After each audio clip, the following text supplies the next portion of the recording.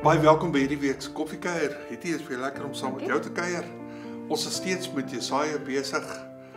Vandag gaan ons 'n bietjie verder gaan oor die profeseë van Jesaja.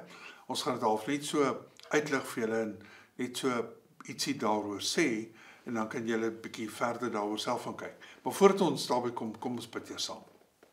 Hemelse Vader, baie dankie vir die woord en dankie dat ons al lees ons profeseë van honderde jare oud, ons steeds daar in u hand kan sien hoe u op 'n wonderlike manier die boodskap van die evangelie dwars deur die woord vleg.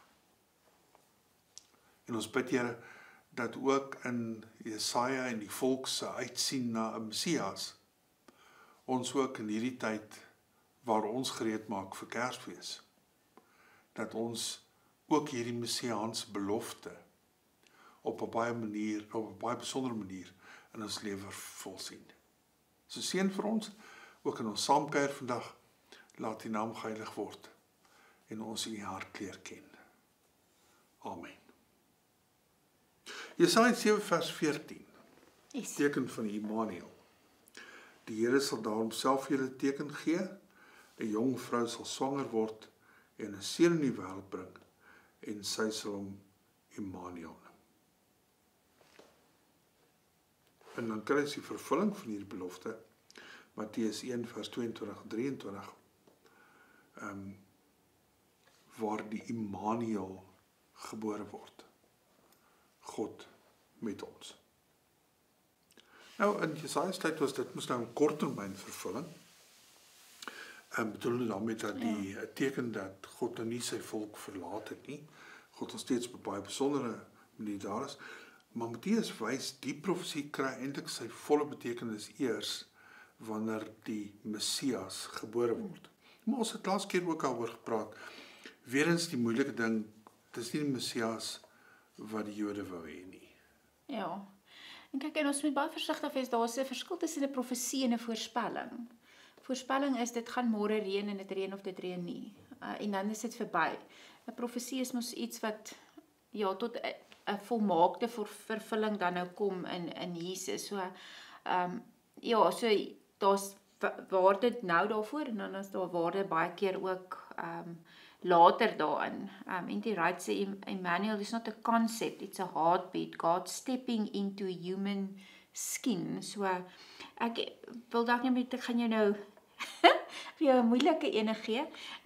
Die Jesaja praat van die jong vrou en dan Matteus oor die maagd. En daar is mos nou baie keer oor hierdie is daar 'n bietjie kontroversie oor was dit 'n jong vrou of was dit 'n maagd gewees? En wat is jou siening oor hierdie moeilike onderwerp? Ek dink as ek nou reg onthou, ek moet nou baie ver terugskiet, maar ek dink hulle gebruik die term Parthenos in Grieks in die Nuwe Testament en dit kan jong vrou of maagd beteken. Bedoelde daarmee dis iemand wat nog nie deur die lewe gegaan het. Ja. Eintlik nog aan die begin van haar vrou wees. En ek dink dis waar die hele kontroversie ontstaan van watter een van die twee is dit nou. Dit hoef nie twee afsonderlike goed te wees nie. Ja. Dit verwys in dieselfde lewensfase. Ja. Van die vrou en ek dink dis maar soos ek het verstaan. Nee, is reg. Solank want mense hou nogal daarvan om hierdie goed uit te wys en dan 'n vreeslike ding daarvan te maak. Om te sê, maar die Bybel is nie so duidelik daaroor nie en dan word dit 'n hele besigheid. Maar jy weet, ek het op punt in my lewe gekom dat ek vir my vra, as mense met sulke goedes besig raak, altyd myself die vraag vra, what does it matter? Ja. Of dit nou 'n jong meisie is, wat enigiets kan wees, of 'n maagd is, wat ook 'n jong meisie is. Ja. En dis oor daaroor hare kloof. Dit is om te wil, ek gaan eintlik partymal vir my net oor 'n gestryery. Ja, want jy weet, ons weet nou vandag dat, ons reken, dat Maria waarskynlik hier by 14, 15 jaar oud was. So, dit was 'n jong meisie. Ja, is hy verkeerd was, het hulle al met 'n klip doodgegooi, as Ja. dit uitgevind is. So dis nie, jong meisies was nie so braaf Ja, en parmantig soos nou nie. Nee, die mans kon 'n silwerstukke betaal en die vrou het met haar lewe geboet. Ja, so ek weet dit is ook nou nie asof sulke goed oor die algemeen sommer net gebeur het. Ek het die volgende in Jesaja. En net voor jy Okay. aangaan, jy het net toe gesê, vreeslik om my ding van right gelees, God stepping into human skin, want dis ook wat Johannes praat, nie? Ja. Hy kom tent opslaan tussen ons. Met ander woorde, hy deel van ons tentedorp gekom word. Familie, deel van ons gemeenskap. Lyf Ekskuus, ek het gekry. jou nou onderbreek. Nee, 100% uit lyf gekry. Dan die volgende een wat ons in Jesaja dan lees is Jesaja 9 vers 5 tot 6. Die kind wat 'n koning is, vir ons is 'n seun gebore, aan ons is 'n seun gegee. Hy sal heers en hy sal genoem word wonderbare raadsman, magtige God, ewige Vader, vredevors. Sy heerskappy sal uitbrei en hy sal vir altyd vrede en voorspoed bring. Hy sal op die troon van Dawid sit en oor sy koninkryk regeer. Hy sal die koninkryk vestig en in stand hou deur die reg en geregtigheid van nou af en vir altyd. Daarvoor sal die onverdeelde trou van die Here, die Almagtige, sorg. Met die vervulling dan nou in Lukas 2 vers 11.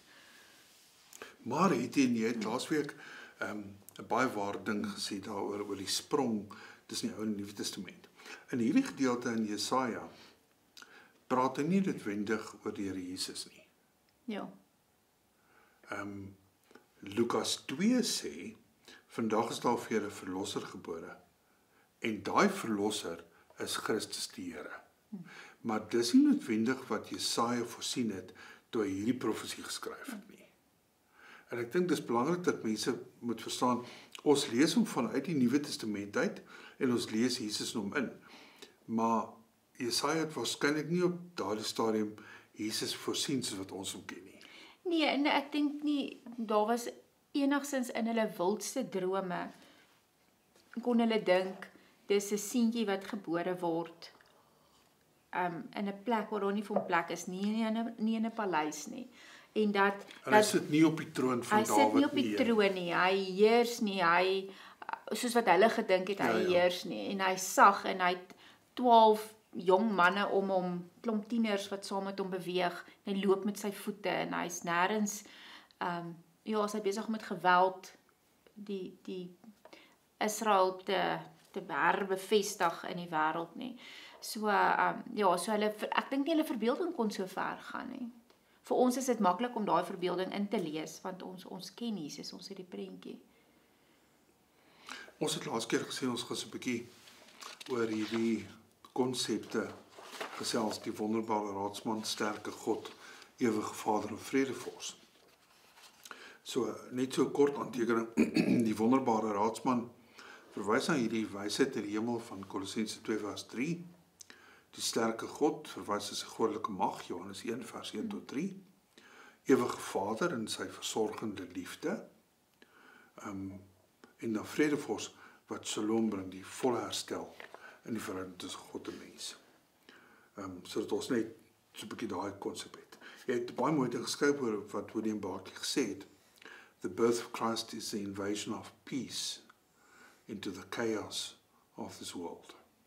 Ja, ek dink as ons kyk en ons het verlede week gepraat oor Jesaja se wêreld van die Noordryk en die Suidryk wat in chaos is, die Assiriese ryk wat besig is om oor te neem, ballingskap wat voorlê, en daai chaos wat heers en dan hierdie soeke en smag na vrede, na rustigheid. Ek meen dit is tog iets wat ons in ons lewe ook beleef. En ek dink in die Nuwe Testament leer ons nou, dis eintlik iets wat binne jou gebeur. Dis nie iets wat rondom jou gebeur nie. Maar hulle is op soek na daai vrede in die chaos van die wêreld. En ek bedoel, as jy nou daai profesie van Jesaja lees, dan hoor jy dat hy selfs in sy profesie 'n heerser verwag wat op die troon van Dawid sit, wat regeer. En ek dink, en dis miskien 'n baie gewaagde ding om te sê, ek dink as jy vandag Jesus by Jesaja moes neersit, sou hy vanuit die Ou Testament hom ook misgekyk het. Nee, definitief. Ek dink, ja. Nee, ek wonder partymal as Jesus vandag tussen ons sou beweeg, of ons hom sou raak sien. Want baie maal as ek luister na mense se gesprekke of as ek lees op sosiale kommentaar in die sosiale media oor hoe mense oor God praat, God slaap nie, God dan dink ek partymal maar ons soek eintlik nog steeds daai God wat sterk. ja, wat Hy instorm. Donald Trump tipe van Ja, en uitvee en uitwis en mense amper die Johannes en Jakobus, hulle wil nie glo nie, zap hulle. Ja. Haal hulle uit. Sulke goed maak my baie senuweeagtig want ek wonder hoe weet ek kan nie uitgehaal word nie. Ja. En dan die moeilike ding in ons laasweek dan geraak die lood uit Isaï se stam of se stomp. Nou my sendingwetenskap prof het altyd oor die Jode gesê. Ons moet onthou wat Jesaja voorspel het in Jesaja 11 oor die takkie wat sal uitsprei. So ons moenie die Jode sonder meer afskryf. Nou hy was swart koos. Hy was die sending nou gewees. En dan was daar wit koos ook gewees. Hy het wysbegeerte gegee. So ons moet altyd onderskeid maak tussen die wit en die swart koos wat jy nou wat gesê. Maar hy sê mooi, takkie sal uitsprei, stomp van Isaï, lood sy wortels sal vrugte dra, die gees van die Here sal op hom rus, die gees van wysheid wat wysheid en insig gee, die gees wat raad en sterkte gee, die gees wat kennis verleen en eerbied vir die Here. En nou lees ons hier in Matteus 3 vers 22, Lukas 3 vers 22 en Matteus 3 vers 16, en die Heilige Gees het op hom neergedaal, soos 'n duif. Maar hierdie takkie het uit Isaï bly 'n moeilike ding. Want Jesaja voorsien dat uit hierdie verdorwe volk gaan daar 'n takkie van hoop opkom. Ja. Nou as ons Israel vandag so kyk, dan se mense geneig om te sê hulle loop heeltemal 'n ander pad. Maar Jesaja voorsien iets wat nog nie gebeur het nie. En dis hierdie takkie wat uit die stam van Isaï sou kom.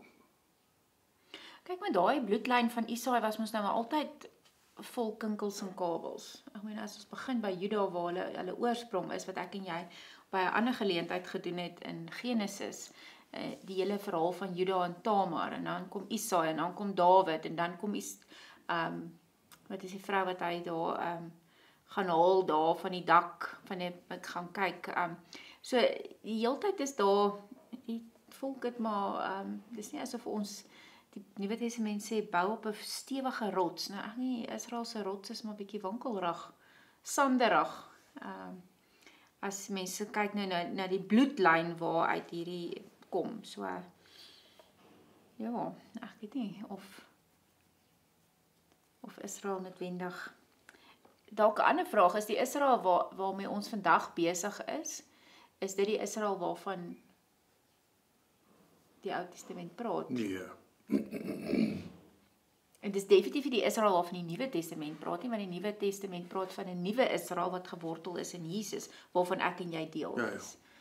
So die nuwe Israel in Jesus is die gelowiges, is die ouens wat aan Jesus koppel. So en ek weet nie of die Ou Testament Israel ek waarmee dink ons nie vandag die besig is. Ek dink nie die Israel wat ons vandag ken is die Israel waarvan die Ou Testament praat nie. Die Ou Testament praat baie meer van 'n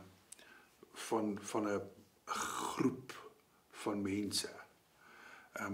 Terwyl Israel vandag 'n vermenging van 'n klomp goed is. En ek dink nie dis dieselfde ding. Ek wonder of as die Here vandag 'n profeet na die Israel toe wat ek en jy nou van hoor op die nuus stuur, of hy nie met dieselfde boodskap sou kom as wat Jesaja gekom het en gesê het, julle godsdienstige rituele, die goed waarmee julle julleself besig hou, staan my nie aan nie, want daar's nie 'n hart nie, daar's nie 'n verhouding nie, daar's nie 'n lewensverandering nie. Dit gaan Israel steun op Israel, op hulle militêre mag, op hulle steun nie. Ek sukkel baie keer, en ek meen dit is mos nou 'n brede veralgemening, maar baie keer om God raak te sien in Israel, die hart van God, want God in die Ou Testament is nie 'n wrede Ek dink baie keer as ek dan nie goed kyk, dan is dit so half asof Israel besluit het, hulle moet hom self die Messias word.